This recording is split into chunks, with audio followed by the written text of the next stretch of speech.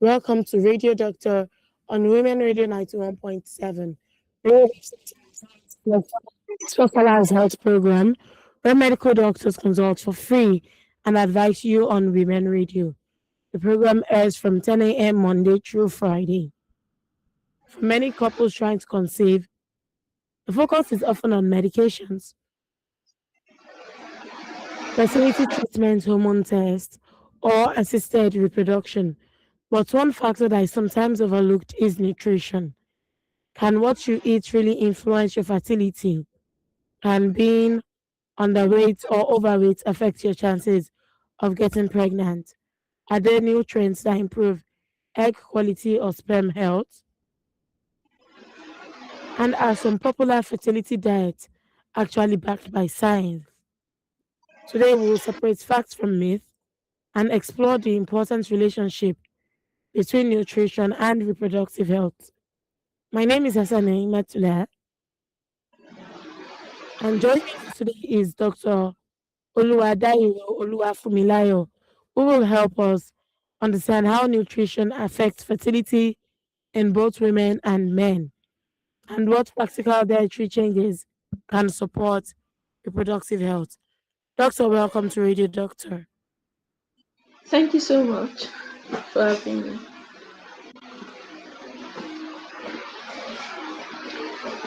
Thank you so much for having me. Okay. The phone lines will be open shortly for you to ask your questions, but before then, the time is 12 minutes past 10. This is Radio Doctor on Women Radio, WFM 91.7.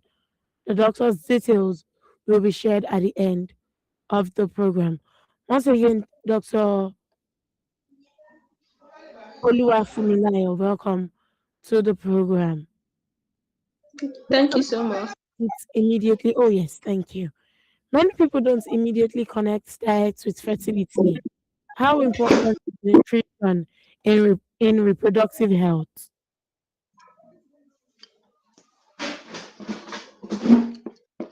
Please, can you come again? I said many people don't immediately connect diet with fertility. How Yeah. important is nutrition in reproductive health? Okay, thank you. So nutrition is one of the fundamentals of reproductive health because food is not just for pleasure. I used to say food is information for ourselves, and our cells are the basic, unit of life. So what we eat directly affect our cells. So our egg, the woman's egg, is a cell. In fact, it's one of the biggest cell in the body. Sperms are made up of cells. you know every part of the reproductive systems have receptors that have cells in them that respond to the nutrients that we eat.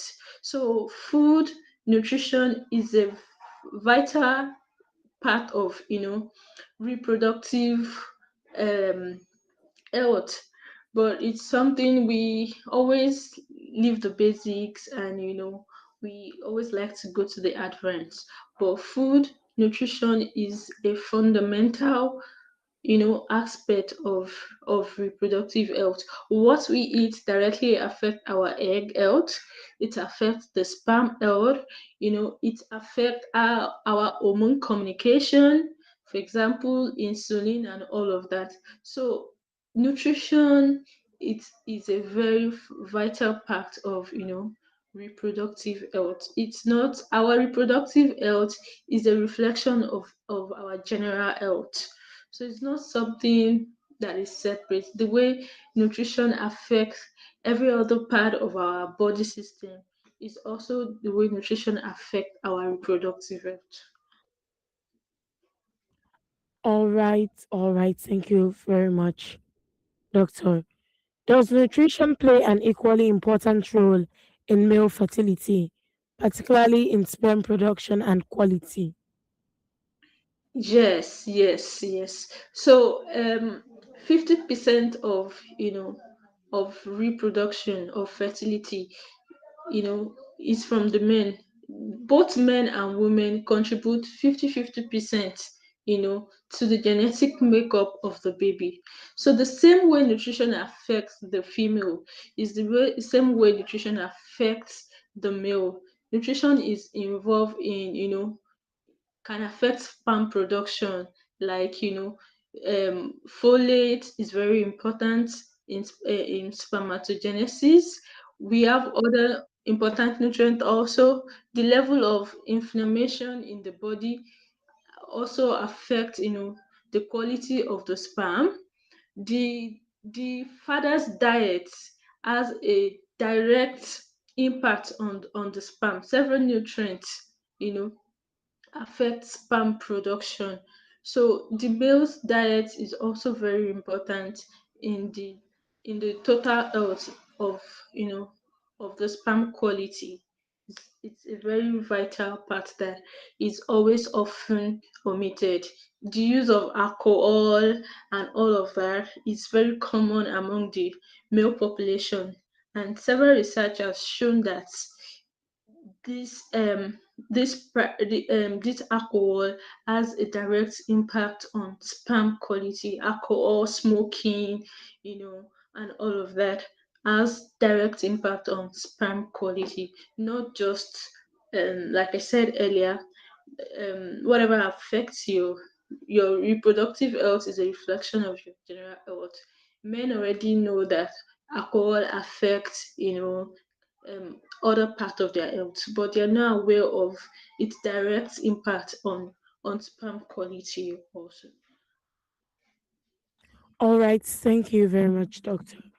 Which nutrients are most important for healthy egg development and ovulation? All right. So, in terms of nutrients are not the nutrients are the components found in food. What we actually eat is the food.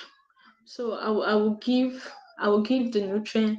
I will also talk about, the dietary pattern that affect, the egg quality. So for nutrient for egg, we are talking about, um folate is very important. We are talking about, um your omega-3 levels is also very important for air quality. We are talking about zinc. Zinc is a very important nutrient in egg maturation. Is very important. So when we are also talking about eating pattern, what women should be eating to improve egg quality, we are talking about the most studied eating pattern is the Mediterranean diet. And we are Nigerians, we are Africans, so that eating pattern is not local to us.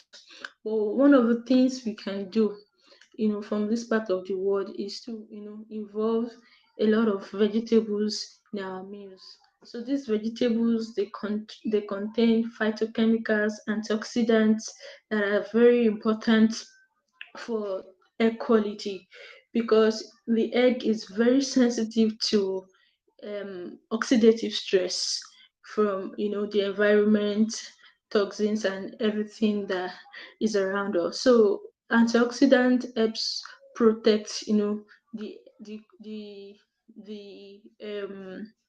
what do I call it now? Helps protect the egg. So from oxidative stress. So it's important we, consume a variety of vegetables, colorful fruit, you know. Then we also want to ensure that we are having, colorful fruits in our meals also, and then we're having nuts, seeds, we are making our meals as, varied as possible. That's the way we get different nutrients, into our body. Okay, we often hear about folic acid during pregnancy. Should women begin taking folic acid before conception, and why? Yeah, so we always advise women of childbearing age to have folic acid, because most pregnancies are unplanned. Just few pregnancy comes planned because folic acid helps with neural tube development in growing baby, and this neural tube development starts even before the woman knows that she's pregnant. It starts very early, before the first pregnancy test. So if the woman does not have a good folate store, she misses that chance of proper neurotype development for that child. So that's why we always say at least minimum of 3 months before conception, or if you're very active, you want to make it a part of your of your daily routine, because like I said earlier, most pregnancy comes unplanned.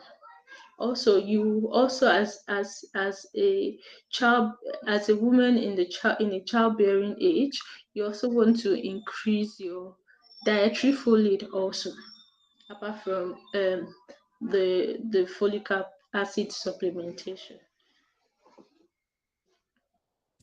How do res is beg your pardon? How do insulin resistance and conditions like PCOS, okay, now it's PMOS, affect fertility, and what role does diet play in managing them? All right, so that's a very broad topic, but I'll try to compress it. So when we are talking about insulin resistance,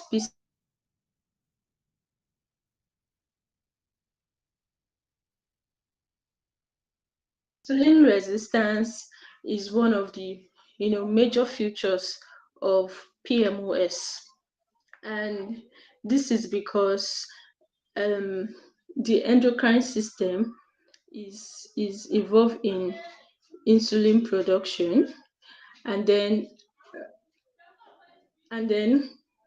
most women with um, PMOS have what we call insulin resistance, which is the cell not responding adequately to insulin.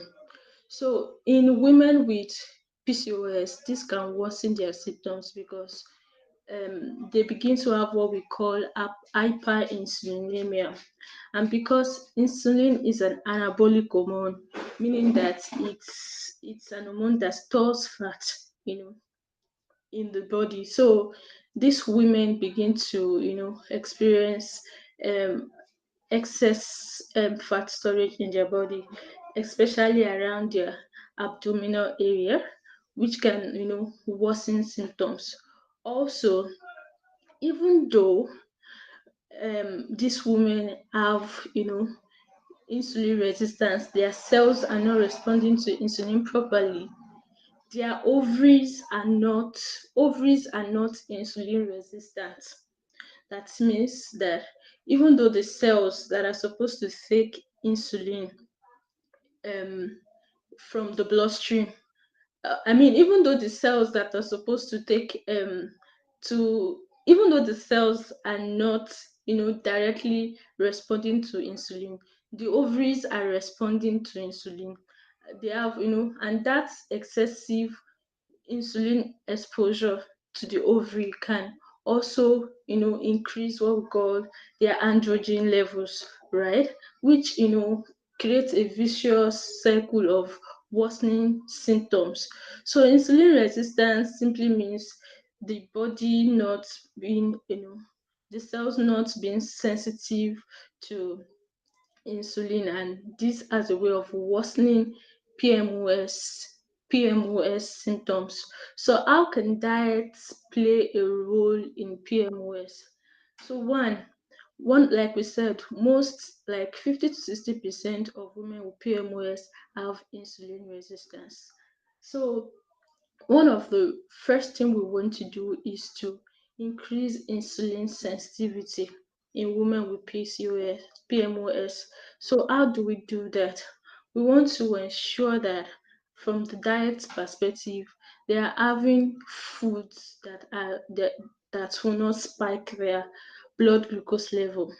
So we are looking at food low in, you know, glyc- food with low glycemic index, right? We are looking at having more of vegetables in their meal, complex carbohydrates, that means carbohydrates that are close to nature as much as possible. And we're also looking at, having protein in their meal also. So you want to ensure that, they are having more complex carbohydrates instead of highly processed, carbohydrate like the pastries, cereals, and all of that. So you want to ensure that this is one of the major way of, um, improving insulin sensitivity in these women. We want to ensure that they are not having um, what we call high spike, high glucose spike after meals. So because this can also trigger excessive insulin production, and because they already have, their cells are not responding well to insulin. So the pancreas produce more insulin, you know and then there's no way for the cells to make use of the insulin. The cycle just becomes worsen. So one of the first mechanism is to ensure that they are having complex carbohydrates. So we are able to control that insulin um, resistance. So complex carbohydrates, vegetables in their meals, protein in their meals.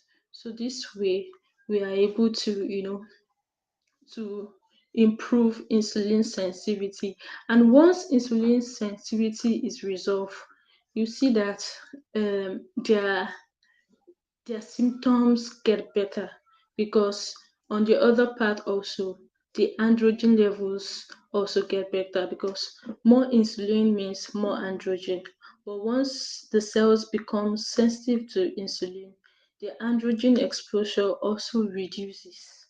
So I don't know if I've been able to answer that question in a short while. All right, thank you very much, Doctor. The phone lines are now open. You can call us on 07000 or 09155 or 0800 1235 917. You can send your text message, WhatsApp message, or voice messages on 07031 756537 or 08155 917 Today on Radio Doctor, we are discussing nutrition and fertility. Can what you eat affect your chances of getting pregnant? If you have questions about diet, fertility, weight management, or reproductive health, this is the time to call in and speak with our guest doctor. Okay, so Dr. Luafunilayo, there are many foods people claim can boost fertility. Which claims are supported by science and which are simply myths? Okay, so there are many foods that can be, part of a supportive diet for fertility, but there's no particular specific food that can improve fertility on its own. So it's more better we talk about eating pattern that can support fertility instead of focusing on one particular fruit that can support fertility. That's one of the noise, in on social media, that, oh, eat this, eat pomegranate, and it boosts fertility, eat this one, it boosts fertility. There is what science established is an eating pattern that support fertility, not a particular a particular food that support fertility. So let's talk about the eating pattern that supports fertility. So like I said earlier, research has a great support for the Mediterranean eating pattern, and the Mediterranean eating pattern involves vegetables. So you're looking at colorful vegetables, having colorful vegetables in your meal, different types of vegetables, greens to cruciferous vegetables, all types of vegetables in your meal. Research also supports having what we call oily fish in your diet.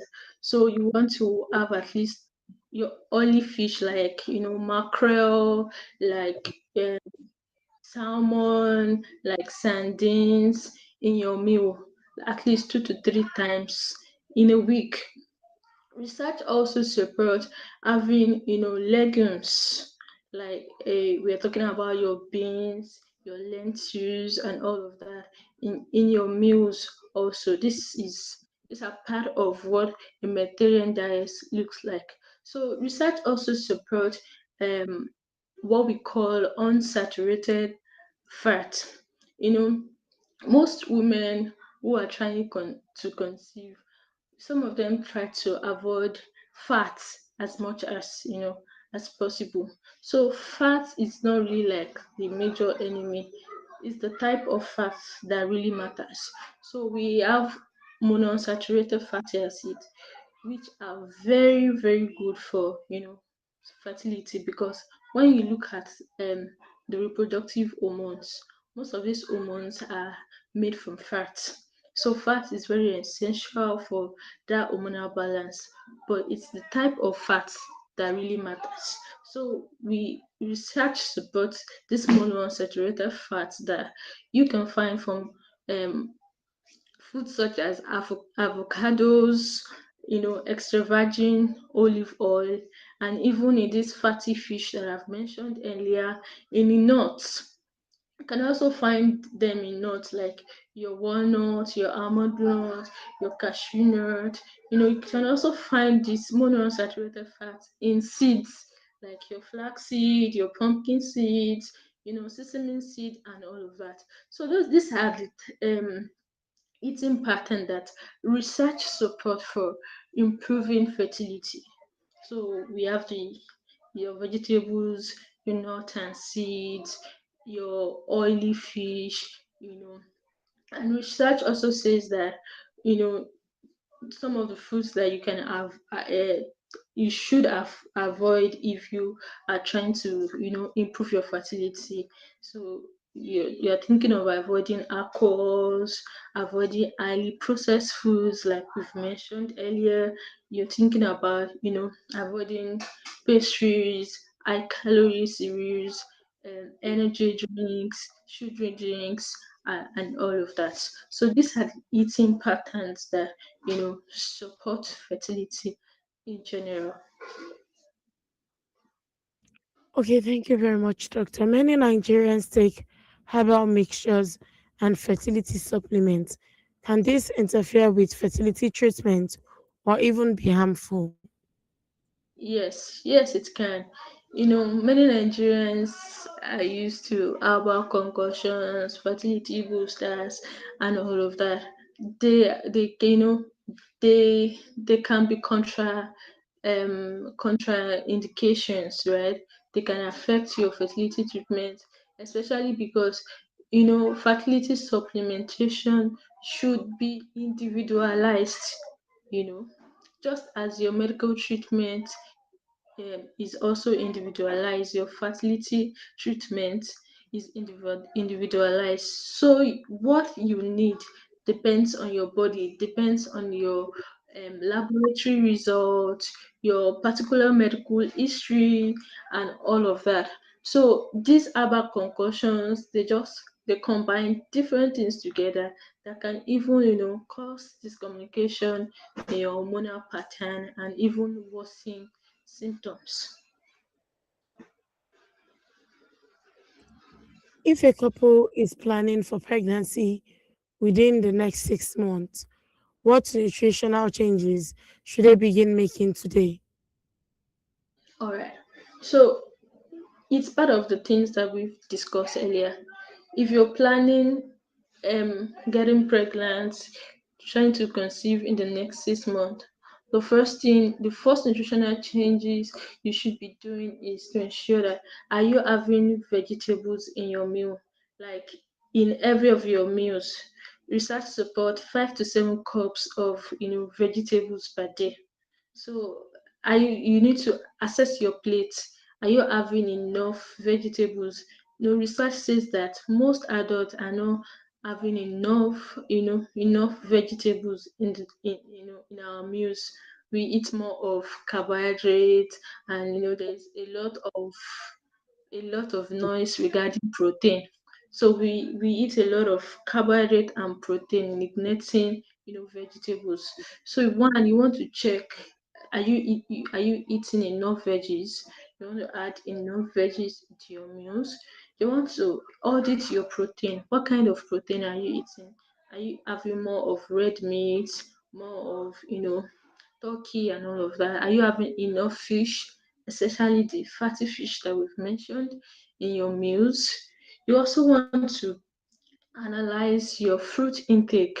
Are you having colorful fruit intake? Because there are some fruits that are high in certain nutrients that are very supportive for fertility. So are you having fruit? Most Nigerians are not having fruits in their diet. So you want to ensure you're adding fruit to your diet. You want to audit your protein, audit your vegetables. You want to look at the type of oil you're having. What type of oil are you cooking with? Are you cooking with, hydrogenated oils, refined oils? Are you having too much oils in your meals? Are you always frying? What kind of cooking method are you using? You want to audit your cooking method also. You want to ensure most of your cooking method are boiled, instead of fried. You also want to work on your weight. If your BMI is outside the normal range, for fertility, you want to work on it so that you're not just able to have you are able to have a healthy pregnancy you know on the long run. One beautiful thing about nutritional changes is that it doesn't only affect you, it affects the child, the unborn child. In fact, there's something we call epigenetics. That is, there's a way um, genes are turned up, genes programming. If you're having a girl child, your the your fetus, the girl child in you, the the child of that child, the third generation, the egg of that, women come with all their eggs. So the girl child in you, our eggs are inside of you. Do you understand? So the nutritional changes you make as a mother is affecting your own child, and the next generation also. So if you're not conscious of what you are eating during pregnancy, even before pregnancy, during pregnancy, it has a way of not just affecting you as the mother, it also has a way of affecting the baby in you, especially if you're carrying a girl, a baby girl, and also have a way of affecting, the next generation also, the third generation, because egg development starts in vitro. Okay, so doctor, many couples spend thousands of naira on fertility foods and supplements. At what point do you say this isn't a nutrition issue anymore? We need to investigate other causes of infertility. Okay, so actually, when a couple is under 35 years of age, has been trying for 1 year, and they're not achieving pregnancy, or when a woman of above 35 years old has been trying for the last 6 months and is not able to achieve pregnancy, um the first foundation is to run, the basic fertility testing with their fertility specialist. So they are supposed to check the structural anatomy, hormonal assay, and all of that.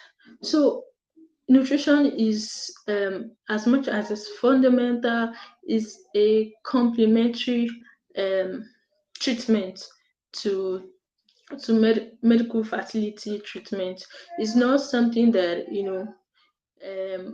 that works in isolation. Nutrition cannot correct structural abnormalities. So the first step is, apart from preparing your body for preconception, if you're unable to achieve pregnancy, depending on your age, like we've mentioned, your next step is to work with a fertility specialist for thorough assessment.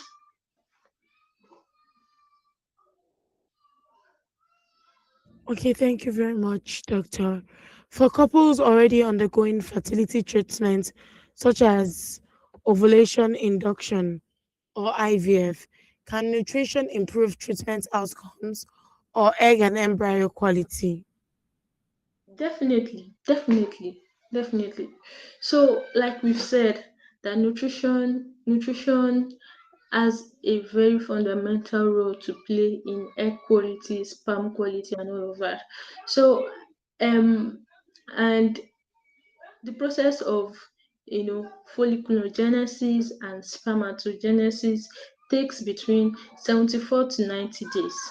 So women are expected to, you know, have gone through proper preconception planning, preconception nutrition before proceeding for ovulation induction and IVF, because it's this preconception planning, this preconception nutrition that prepares the egg and the sperm that is meant for that you will be using for the IVF procedures.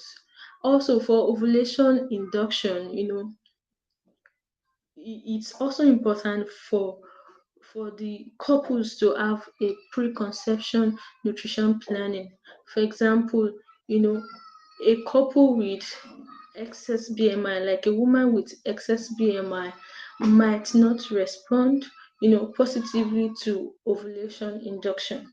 So we always advise that you work on your weight before any of this assisted fertility treatment. If you're outside the normal BMI range, we always advise that you work on your weight, to improve the chances of the success of these assisted reproductive technologies. So like I said, your weight, your egg nutrition planning for egg and sperm quality is very important. It can improve the success of fertility treatment. All right, thank you, Doctor. Finally, if every couple listening today could just take three nutrition related steps to improve their fertility, what would they be? Did you say three nutrition supplement? I said, finally, if every couple listening today could just take three nutrition related steps to improve their fertility, what would they bring? What would they be? The first thing, for both men, for both the man and the woman, the first step is, one, you want to assess your nutritional intake. You want to improve your diet, you want to work on your diet. The second step, you want to work on you know exercise, especially lifestyle changes, especially if you're outside the normal BMI range. So also, if there's something we call malnutrition burden. We have undernutrition and overnutrition. It's not every couple, it's not every woman trying to conceive as a BMI has a BMI that is above the normal range. Some people are underweight, and this has a way also of affecting fertility. So you want to ensure that whichever of the spectrum that you want to come to the normal range of the BMI. So one of the ways to do that is to improve your exercise, whether you want to. add weight or lose weight. And then the third step I would advise is to manage your stress level. You know, a lot of Nigerians are overstressed. So, and stress also has a way of impacting the reproductive system. So you want to work on your eating pattern, you want to work on your lifestyle, exercise, you want to also work on stress management.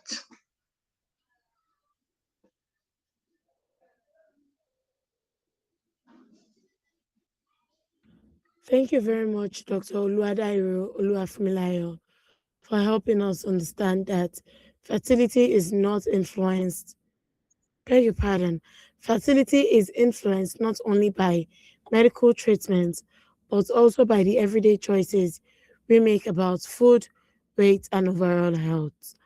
If you would like to speak privately with a doctor, you can download the TeleDoc app today.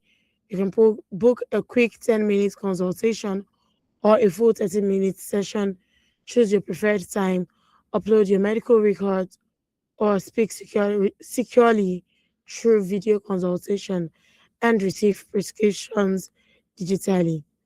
Thank you all for listening today to our Radio Doctor family and the doctor for joining us today. As we all know, Radio Doctor on Women Radio, WFM 91.7, is Nigeria's first specialized radio health program broadcast Monday through Friday at 10 a.m. My name is Hassan Matula. Do have a healthy day. Have a good morning.